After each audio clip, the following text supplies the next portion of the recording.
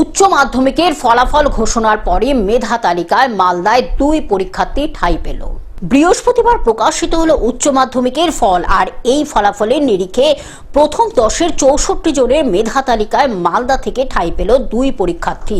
তাদের মধ্যে একজনের নাম অরিত্র সাহা, বাড়ি মালদা শহরের ঝলঝলিয়া দেশবন্ধু পাড়া এলাকায়। সে মালদা রামকৃষ্ণ মিশন বিবেকানন্দ বিদ্যা মন্দিরের ছাত্র। এবছর সে সেখান থেকে উচ্চ মাধ্যমিক পরীক্ষা দিয়েছিল। বৃহস্পতিবার উচ্চ মাধ্যমিকের ফল প্রকাশের পর অরিত্র প্রথম 10-এর 64 জনের মেধা তালিকায় তার জায়গা করে নেয়। যথেষ্ট। কত নম্বর পেয়েছো টোটাল তোমার? আমি পেয়েছি 489। স্ট্যান্ড করেছো? হ্যাঁ।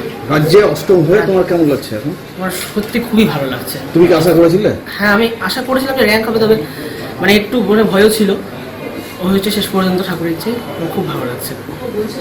এমনি কি নিয়ে পড়াশোনা করতে চাও? আমি যেই দিয়ে আমি অ্যাস্ট্রোনমি নিয়ে পড়াশোনা করছি, স্পেস নিয়ে। আচ্ছা। রাজ্যে সম্ভাব্য অষ্টম স্থান অর্জন করে তার প্রাপ্ত নম্বর 489, অর্থাৎ 97.80%। আমাদের এবারে উচ্চ মাধ্যমিক এই বিদ্যা মন্দির থেকে 101 জন ছাত্র পরীক্ষা দিয়েছিল, পরীক্ষা বসেছিল। সকলেই প্রথম বিভাগে পাস করেছে। সেখানে 90% অ্যাভাব পেয়েছে 37 জন, আর 75% অ্যাভাব পেয়েছে 98 জন। আর এবারে আমাদের রাজ্যের মেধা তালিকায় একজন ছাত্র স্থান পেয়েছে, অরিত্র সাহা।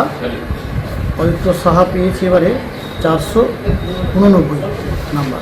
মালদা থেকে অভিষেক দাসের রিপোর্ট, গ্লোব নিউজ। এখন থেকে গ্লোব টিভি দেখুন আপনার স্মার্টফোনেও। গুগল প্লে স্টোর অথবা অ্যাপল স্টোর থেকে ডাউনলোড করুন গ্লোব টিভি লাইভ অ্যাপ। এছাড়া জিও টিভি অ্যাপ থেকে দেখুন গ্লোব টিভি লাইভ।